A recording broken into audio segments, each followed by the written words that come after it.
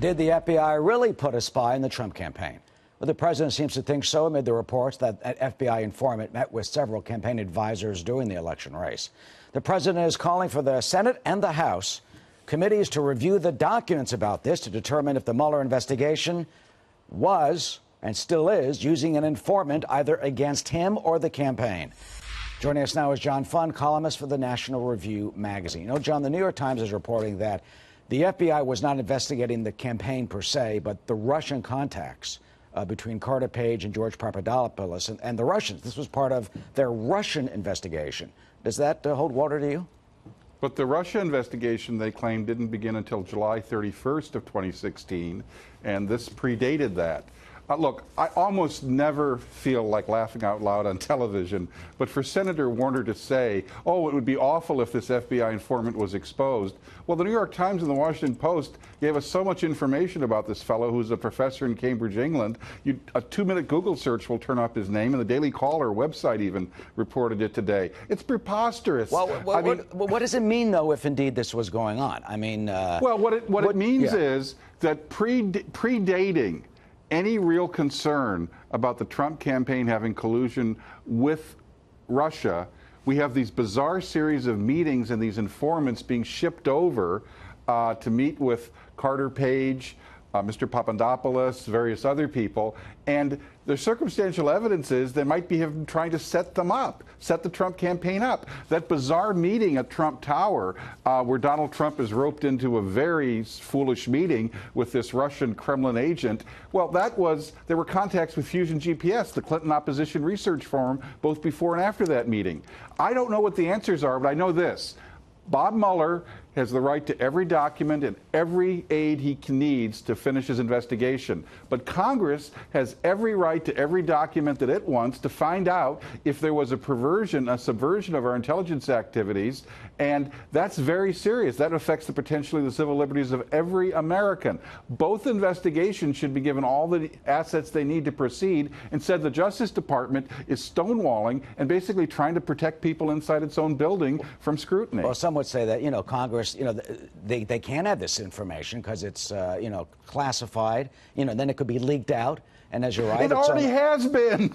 You know those stories in the New York Times and Washington Post. Where were the sources for that? The Justice Department and the FBI. I can guarantee you. And you think they're trying to get ahead of the story before you know, Congress finds out about it? I would be shocked if they were trying to spin the story in their favor before it comes out in official documents. Yes, of course they were spinning the story. And what does it mean if indeed, look, they legitimately had concerns about the potential Russian influence in some way? We know that Carter Page was under investigation. We know that Manafort was under investigation going back to 2014. What if this had to do with Manafort, Carter Page, and others? I mean, there are also reports that they also met with Sam Clovis. I mean, you got potential 3 campaign advisors. You've got Papadopoulos there, Sam Clovis in the middle, and Carter Page, who we know well, on the right.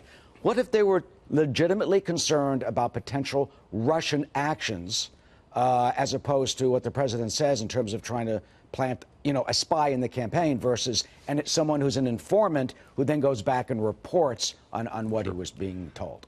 Fine. And I will stipulate that Paul Manafort is a bad guy and he's not going to end up well. We're not discussing whether or not they should have done it. We're discussing who will watch the watchers.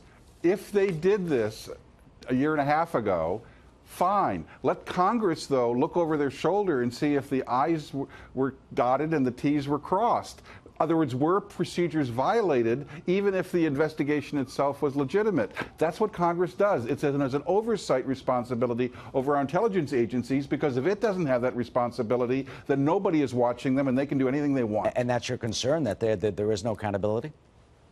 There certainly hasn't been enough accountability from the FISA court, where they said they slipped this dossier and some spurious information about Carter Page as the evidence required to have a blanket surveillance of people associated with the Trump campaign. That was not proper oversight by the FISA court. So Congress has to step in and see if this was done properly. Because if it can be done here in a presidential campaign, it can be done to any American in the future. Here's what the Washington Post is saying, and finally I want to raise this question with you. They say, quote, "There is no evidence to suggest someone was planted with the campaign.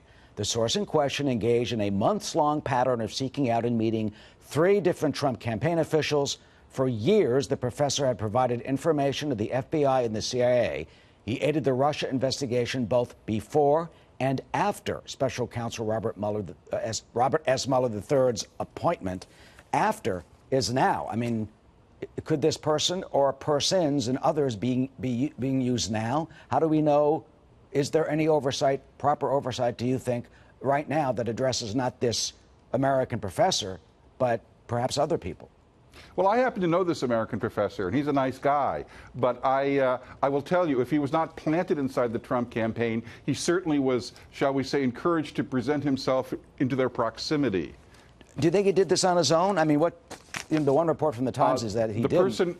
The person we're talking about would not do such a thing under his own. What's he if like? He was a long Don't time say his name, but what?